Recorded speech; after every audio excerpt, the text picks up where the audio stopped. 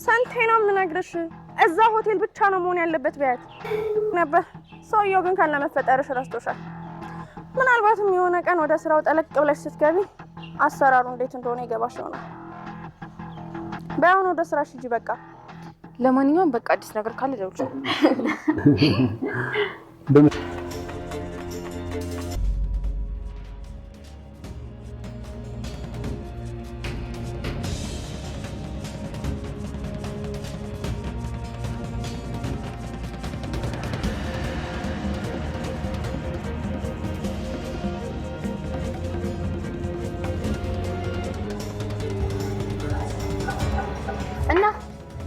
አባዬ እንዴት ነው? አባዬ ደህና ነው። ራስሽን አመመሽ እንዴ? እጭስ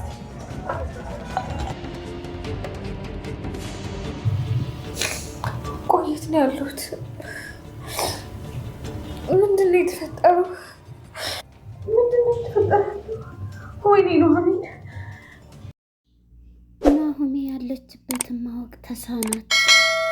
በክፋቴ በተሞላችው በኤደን የኔ ክብር ሄዶ ይሷም አይቀርም በማለት እንደፎከረችው ከኮኪ እናት ጋራ መድኃኒት በማስጠጣት መጠጥ ቤት ጥሩ ሰው መስላ ልቧን ከነሱ ጋር እንትን ያለ መስላ ቀርባ፣ አባትየውም ስለነሱ የሚያስበው የዋሁ አባታቸው ስለ ኤደን ሲያይ በቃ ኤደንዬ ልጄ እያለ እንደውም አባቴ ትልቅ ቤት ይዘን እንደ በፊቱ እንኖራለን እያለ ስትስቅ እኔ ራሱ ዛሬ መቀየርሽን ደስ ብሎኛል እያሉ እናትና ማን ነው ልጅና አባት በደስታ እንትን ሲሉ ነበር። በዚህ የተመለከተ እህቴ ቅርታዬን እራት ግብዣ ዛሬ ከኔ ጋር ብንውል እያለች ነበር።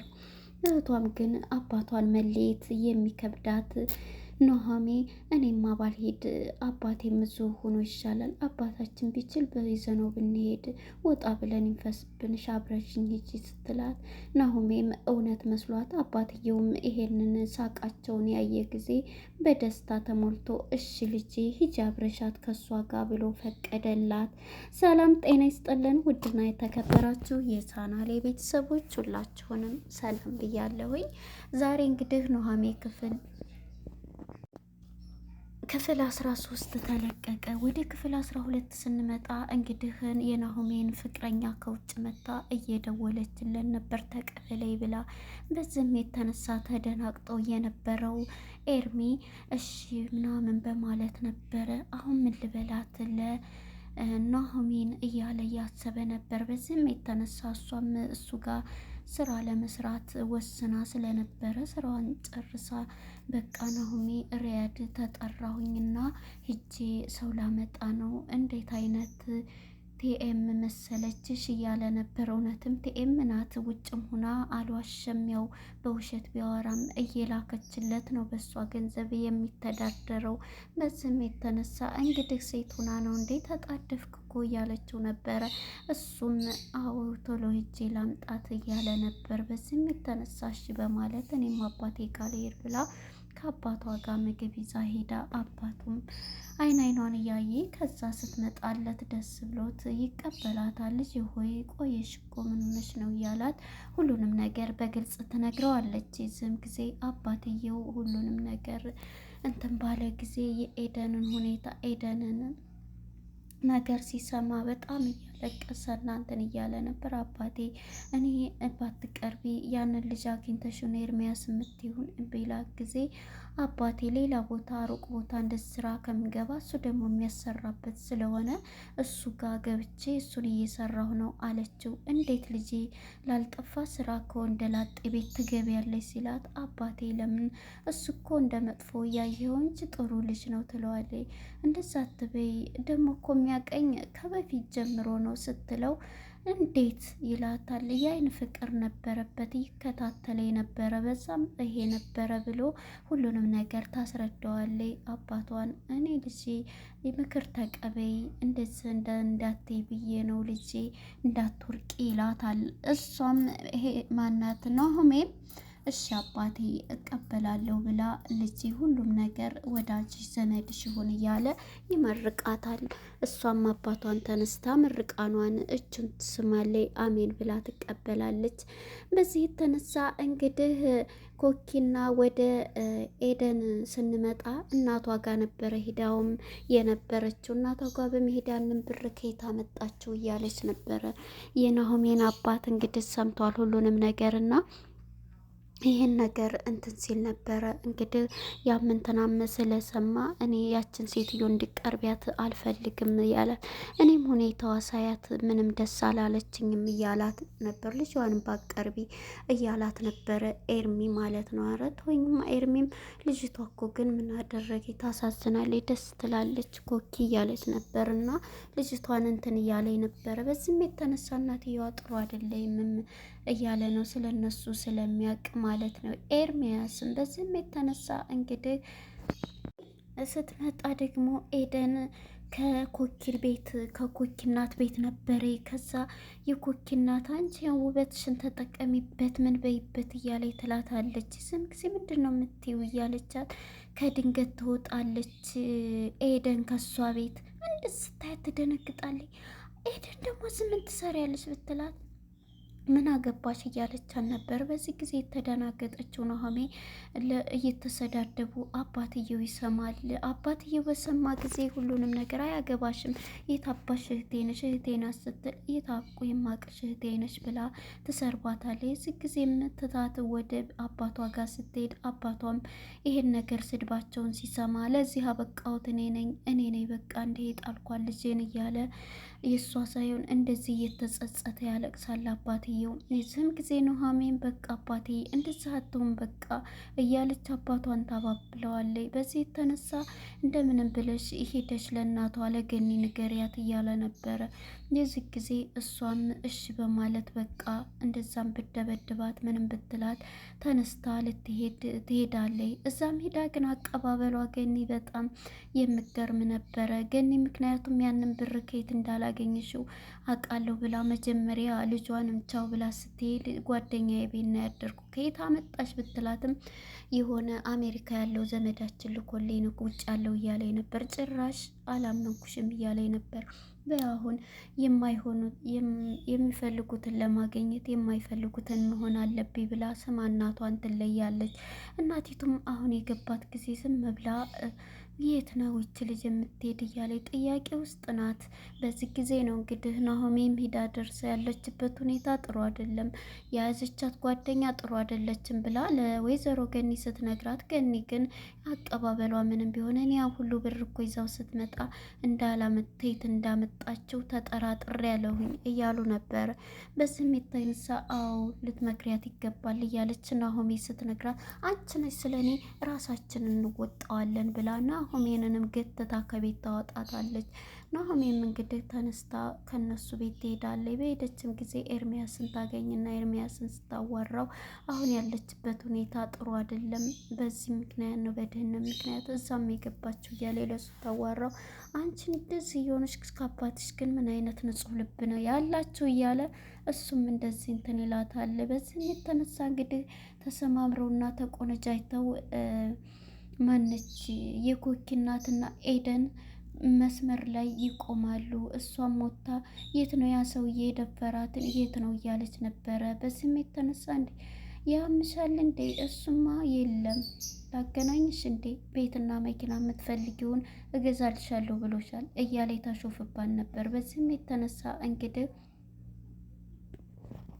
ለእናቷ እንዲያውም ጥሩ ቤት ነው የማስገባሽ እያለች ስትላት ነበረ።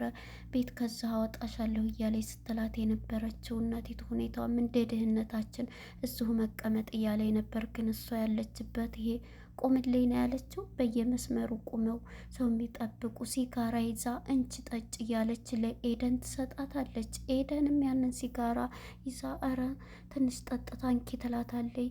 ምን ነው እንትን እንዳይልሽ ነው ድገሚ ሳቢ እያለች እሷን እንትን ትላታለች። በዚህም ጊዜ ኤደንም ከእሷ ጋራ እየተመካከሩ ነው። አሁን በቃ ማድረግ ያለብሽ ናሆሜን መበቀልና ብር በሷ ማግኘት አለብን ትላታለች ወደዚህ ስራ ስታመጣት።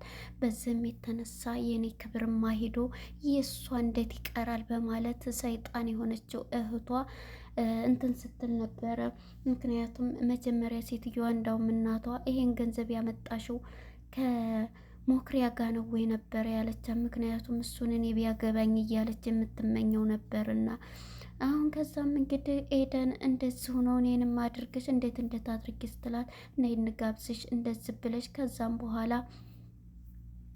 እንትን ታያለሽ ማን ነው ስሙ እዛ ይዘሽ ገብተሽ ሁሉንም ነገር ማድረግ ትችያለሽ። ይዘሽ አመተሽ ይሄን ስራ እንትን ባልሽበት ሰዓት እንትን ታያለሽ። ስትገርሙ የኔንም ክብር እንደዛ አርግሽ ነዋ ያስወሰድሽው ስትላን ነበር። ክብር ታያለሽ እንዴ ምንድን ከአንዱ ጎረምሳ ጋር እንትን ስትይ በነጻ ምሰጭው እያለቻን ነበር። በዚህም የተነሳ በ50 ሺህ ይሄን እንትን ታያለሽ እንዴ እሱ ግን እኮ መኪናም ቤትም ሲላይ ነበር። እሱማ ሲደወልለት ዘበኞችም አላስገባኝ አለው ስትለው አንዲቱን ደግሞ ከአንቺ የተሻለችውን አግኝቶ ነዋ ትላታለይ። እኔንም በቃ እንደዚህ ነው ወይኔ ኤደን እያለች ትጮኻለች። አሁን ወደ መፍትሄው እንግባ በማለት እንግዲህ የኔ ክብር ሂዶ የምን የእህቴ ሳይሄድም እሷንም እበቀላታለሁ ብላ እርቃኗን ያኔ እንደዛ እሷ ጋር ብትብላ እያለቀሰ ይመስላ እንደዚህ እኮ ነሽ ግቢ ትላታለች። በዚህም ልባቸው የሳሳ እሷ ጋራ እንትን የሚሉት አባትየውም ቢሆን ሲያዋት እያለቀሰች እህቴ በማለት ልቧን እንትን እያለች ነበር። በዚህም የተነሳ አቶ ተሰማም ልጄ በማለት ያለቅሳል።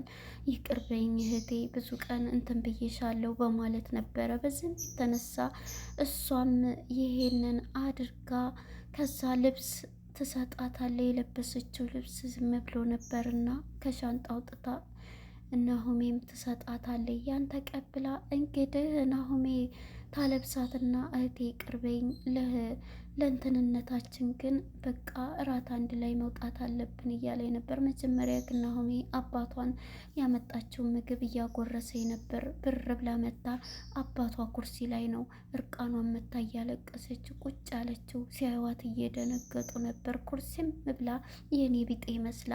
በዚህም የተደናገጡት አባትየውም ናሆሜም ተነስታ ልብስ አልብሳል ሰውነቷን ታለብሳታለች። አይዞች ትላታለች። ልብስ ማውጣታ ሰጠቻት። በዚህም የተነሳ ናሆሜ ደግሞ አባትየውም ልጅ ናረግሽ ልጄ እኔው ነኝ ጥፋተኛው እኔው ነኝ እያለ ነበረ። እሷም እንግዲህ አንተ አይደለህም የራሴ ችግር ነው በማለት እንደውም እዛች ልጅ ጋራ አትቀራረቢ ብዬሽ ነበር እያለቻት ነበር ናሆሜ።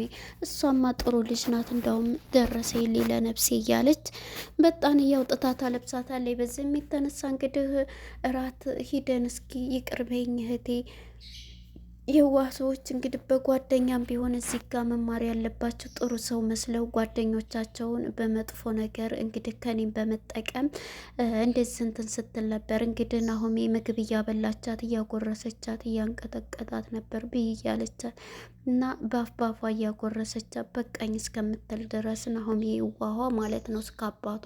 በዚህም የተነሳ የምትበቀልላትን አባትየው ያለቅሳል። አባዬ በቃ ተዋት አታልቅስ እያለች ናሆሜ እንትን ትላለች ለአባቷ እንትን እያለችው ነው። የዚህም ጊዜ እንግዲህ እህቴ ይቅርበኝ እስከ ዛሬ ብዙ በድዬሻለሁኝ እያለች አንገቷን ቀለስልስ እንትን እያለች አዎ መስሎሻል አሁን የማደርግሽን አታቂም እያለች ነው በልቧ እየፎከረች አለችው። በዚህም የተነሳ ኤደን በክፋት የተሞላችው ኤደን አሁን በቃ እንትን ማድረግ አለብኝ ውጭ እንውጣና ለዚህ ለምታረቃችን ለእህትነታችን ምግብ መብላት አለብን እያለ የብስም ሰታት እየሳቀች እውነተኛ መስላ እሺ በማለት አባትየውም በቃ ኤርሚም እያለች አብሮን ሄድ ኤርሚም ስትል ነበር። ግን እኮ አባቴም እዚህ ቢመገብ እዚሁ ብንሆን ስትል አይ ውጭ ወጥተን ይዘን ወይ እንሂድ ስትል አይ ቤትማ ከቤት አይወጣም እያለ ነበር። የዚህም ጊዜ እሺ በቃ እኔ እናንተ እንደዚህ ትስቁና በአንድ ሆናችሁ ሳይ ነው ደስ የሚለኝ። ስለዚህ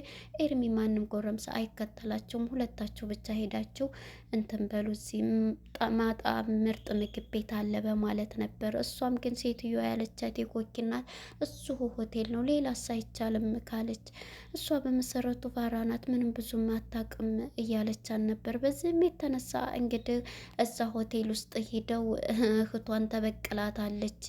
መጠጥ እየጠጡ ሆቴል ጓደኝነታችን ለፍቅራችን እያለ የኮኬት ሌላ ቦታ ተደብቃ እናት ሌላ ቦታ ተደብቃ እያየቻት ነውና እንደዛ አድርግ እያለ እየተጠቃቀሰች ነው።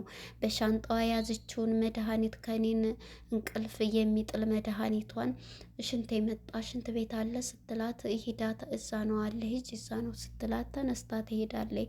እንደ ሄደች እንግዲህ የምትጠጣው ኮብ ላይ ተመርዝባታለች ያን መድኃኒት። ያንን ከኔን ስጨምርባት እንግዲህ ኤደን አመመኝ ናሆሜ አመመኝ እያለች ነበር። ምን ሆንሽ እያለች ደስ እያላት የኮኪናትም በቃ ይሄ ነው በቃ መሆን ያለበት እያለች እሷ እንግዲህ ያገኘችው ራሷን መኝታ ክላስ የማታውቀው ሆቴል ቤት ውስጥ ነው ያገኘችው። ስትነቃ ማን ነው ብላ መሬቱን ሰማዩን ብታይ ማንም የለ።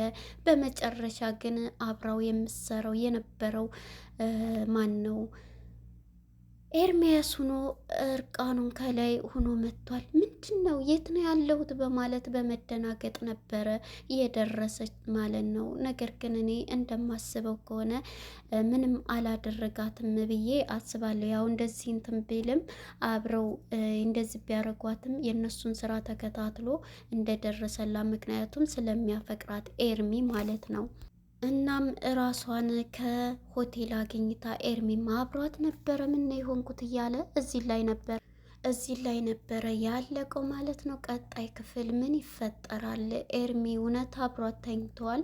እሱ ደርሶላት ነው ብዬ አምናለሁ ማለት ነው። ይሄ በጣም አስተማሪ እንትን ነው ማለት ነው። አያቸው ጓደኛም ቢሆን እህቷ እንግዲህ በእሷ ምቀናው ይሄን ማድረጉ። እናም ኤደን ተበቅላታለች። በዚህ እኔ ክብር ሂዶ የእሷ መጥን በማለት እንደዚህ አድርጋታለች። እና አንዳንድ ጓደኞች ይሄ ፊልም በጣም አስተማሪ ነው። አንዳንድ ጓደኞች በዛ አይነት ደረጃ ጓደኞቻችሁን ይህ ምን ያክል ነው የምታምኗቸው? ገባቸው? በዛ አይነት ነው የሚያደርጉ። አቶ ተሰማም እንግዲህ በጣም ወልቀቅ ብሎ የሚኖረው በጓደኛው ተከርቶ ነው፣ በሞክሪያ ማለት ነው። እዚህ ደረጃ ወርቆ ድህነት ላይ ሲወርቁ እንደዚህ አይነት ውስጥ የገባቸው ኤደንም ማለት ነው።